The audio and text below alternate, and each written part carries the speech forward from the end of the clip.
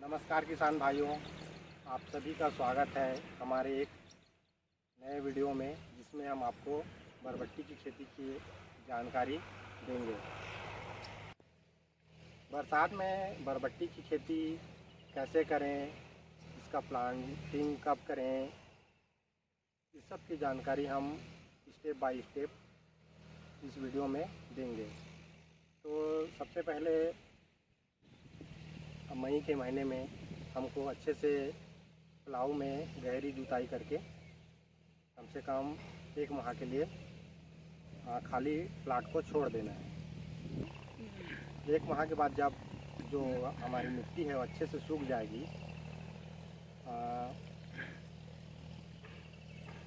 ज़मीन को अच्छे से सुखा लेना है, जिससे हमारे ज़मीन में उपस्थित जो निमोटेड रहता है और जो शत्रु बैक्टीरिया रहते हैं वो सब गर्मी में मर जाते हैं। 1 माह छोड़ देने के बाद हमको जो रोटावेटर रहता है उससे ज़मीन को भुरभुरा कर लेना है। ज़मीन को भुरभुरा करने के बाद हमको जो रीज मेकर आता है उससे मांदा बना लेना है। और बरबट्टी की खेती के लिए हमको मांदा है वो बेड से बेड की दूरी है वो 6 फीट बनाना है हमको बरसात की खेती के लिए। बेड बना लेना है। उसके बाद हमको उसमें जो बरबट्टी की फसल के लिए जो बेसिक खाद रहता है, जो बेसल डोज डालते हैं हमको, उसमें हमको डालना है 50 किलो DAP डालना है, 100 किलो सिंगल सुपर फास्फेट डालना है और 35 किलो पोटाश डालना है और 5 किलो हमको माइक्रो न्यूट्रिएंट डालना है। इन सब को खाद को मिलाकर हमको बेड जो बनाए रहेंगे उसमें डाल देना है और उसको अच्छे से ढक देना है। बेड बनाने के बाद उसको एकदम प्लेन करना है, बढ़िया से ऊपरी सतह को प्लेन करना है। जैसे ये थोड़ा प्लेन करना है, नहीं तो इसमें पानी रुक जाता है और जो बरबट्टी का तना है वो या पत्ती है, अगर उस पानी में डूबेगा तो वो सड़न गलन की समस्या बाद में दिक्कत करता है। बनाने के बाद हमको इसमें ड्रिप लाइन बिछाना है। हमने अपने बरबट्टी के प्लाट में डबल ड्रिप लाइन बिछाए हैं। ये इस तरह से इधर है, डबल ड्रिप लाइन करके हम लोग अभी इस बरबट्टी के प्लाट में बिछाए हैं। ड्रिप बिछा देने के बाद अगला काम होता है वो होता है मल्च करना। मल्च हमको 25 माइक्रोन का करना है और अच्छी कंपनी का देख के हमको 25 माइक्रोन का है वो मल्च करना है। इस प्रकार से मल्च करने के बाद बरबट्टी लगाने के लिए मल्च को होल करना रहता है। होल हम इस मशीन के द्वारा बरबट्टी में किए हैं और होल की जो ये डिस्टेंस है वो हम लोग 1 फीट में किए हैं। होल करने के बाद अगला काम होता है हमारा बीज बोने का। जो बरबट्टी का बीज रहता है वो प्रति एकड़ लगभग 1 किलो बीज लगता है। बिजाई करने से पहले हमको 2 से 3 दिन तक जो मांदा है उसको अच्छे से भिगाना है, जिससे जो ज़मीन की गर्मी है और खाद की गर्मी है वो बाहर निकल जाए। उसके बाद हमको जो बीज है उसको बोना है। बीज है वो 3 से 4 दिन में जर्मिनेशन हो जाता है और बरबट्टी में लगभग 95% बिजाई हो ही जाता है। बिजाई जर्मिनेशन होने के बाद हमको जो पौधा रहता है उसको शुरुआती में जो सकिंग जो कीट रहते हैं उनसे हमको बचाना है और जो अपने फील्ड है उसमें बरसात में तो अभी हमारे तरफ जो आलू कीड़ा बोलते हैं वो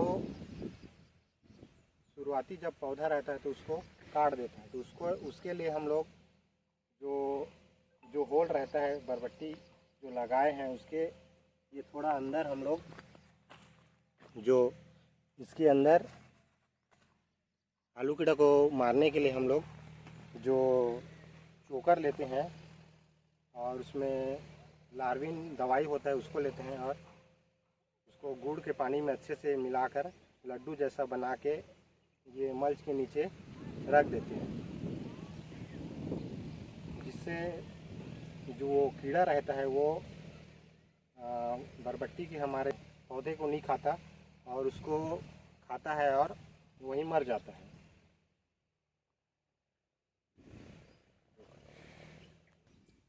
जब पौधा है वो 5 से 6 पत्ती हो जाता है तब हमको ये स्टेकिंग का काम है वो कर देना है।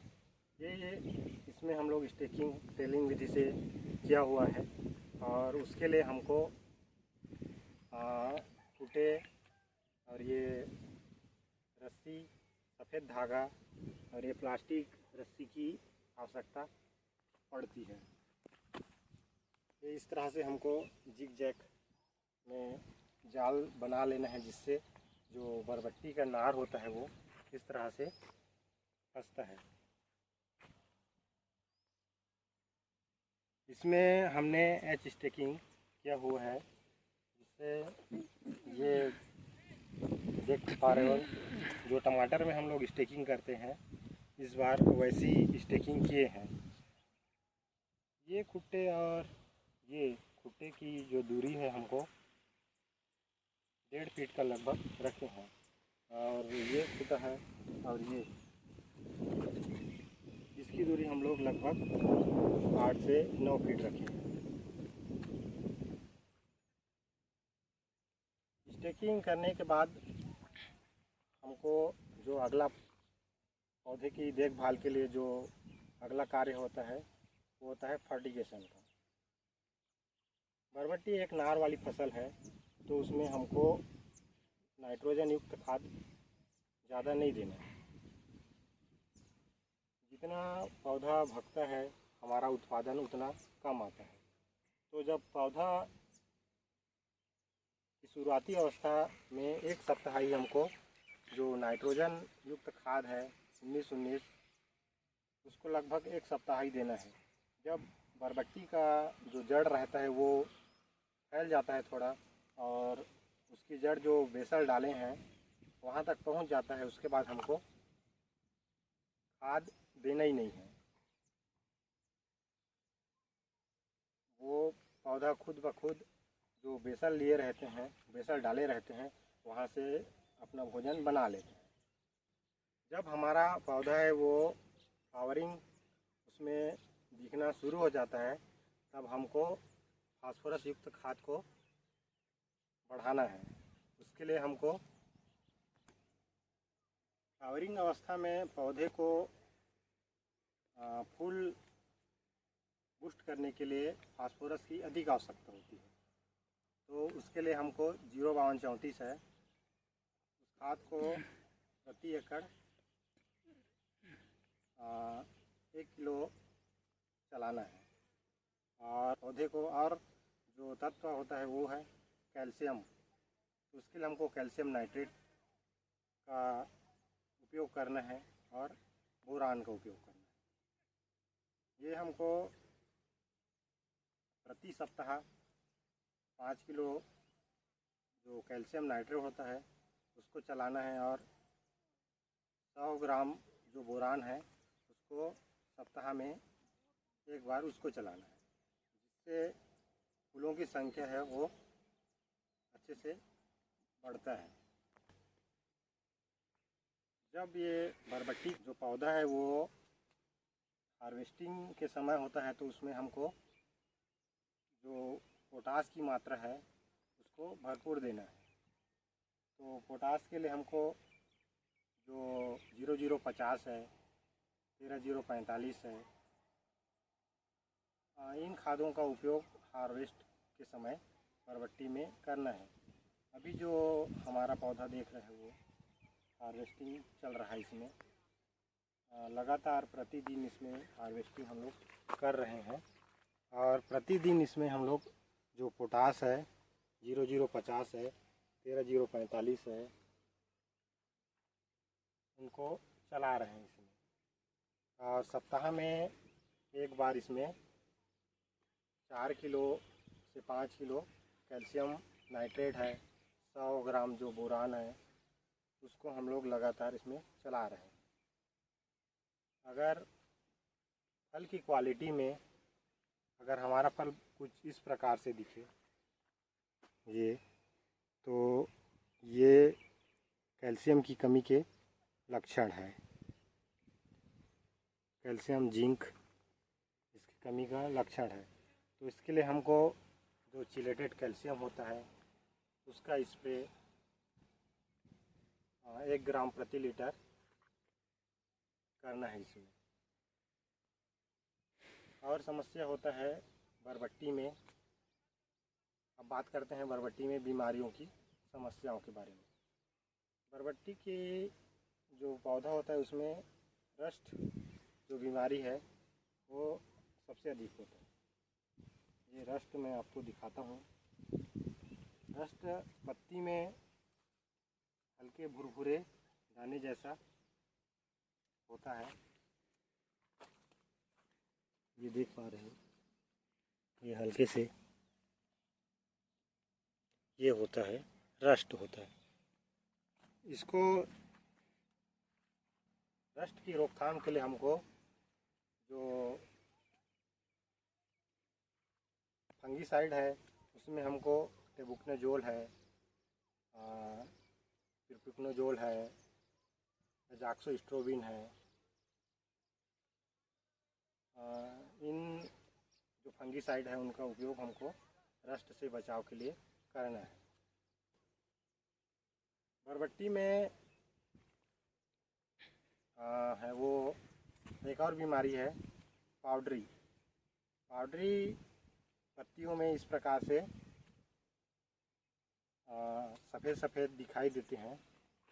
इसको कंट्रोल करने के लिए हमको इसमें सल्फ़र का स्प्रे करना होता है। सल्फ़र जो पाउडरी होता है वो इस तरह से सफ़ेद दिखाई देता है। हमारे प्लाट में अभी उतना पाउडरी तो नहीं हुआ है, थोड़ा बहुत दिख रहा है इसका। तो इसके लिए हमको सल्फ़र है उसको प्रति लीटर 3 ग्राम है उसको बरबट्टी के जो पौधे हैं उसमें स्प्रे करना है। और बरबट्टी में समस्या हमको मोज़ेक वायरस का दिखता है। मोज़ेक वायरस होता है वो सफ़ेद मक्खी, एफिड जेसिड, इनके कारण जो पत्तियां होता है वो हल्के पीले लाल रंग की दिखाई देती हैं। इसको रोकने के लिए हमको इमिडाक्लोप्रिड जो दवाई होता है उसका स्प्रे पौधे पे करना है।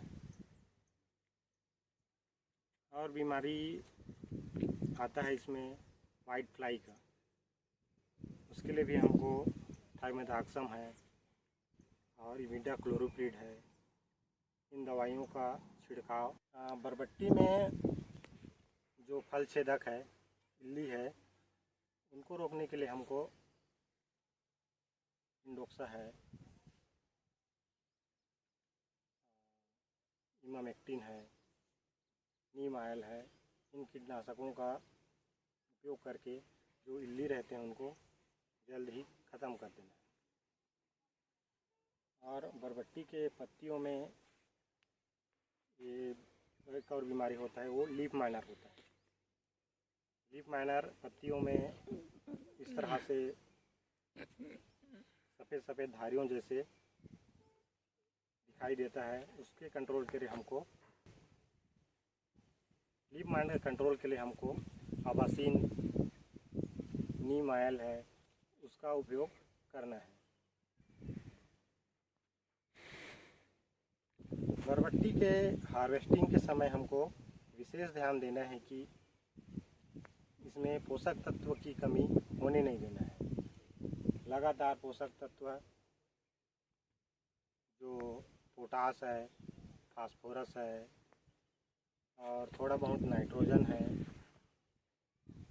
इनको लगातार अगर ड्रिप से खेती किए हैं तो लगातार देते रहना है, जिससे हार्वेस्टिंग है वो इधर हार्वेस्टिंग होते रहेगा। इधर देखो हमारे बरबट्टी में देखो और इधर फ्रूट है वो सेट हो ही रहे हैं।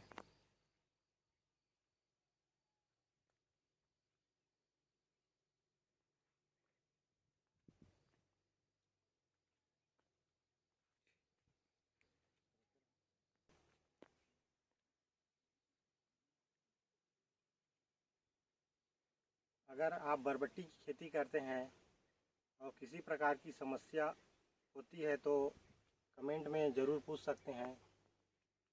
और अगर किसान बरबट्टी की फसल लगाए हैं और किसी प्रकार की समस्या होगी तो कमेंट में ज़रूर पूछ सकते हैं। ये आप किसानों का ही चैनल है, हम इसमें फसल संबंधी जानकारी है देने का प्रयास करेंगे। और प्लीज़ मेरे चैनल को सब्सक्राइब करें, शेयर करें और अन्य किसानों को शेयर ज़रूर करें।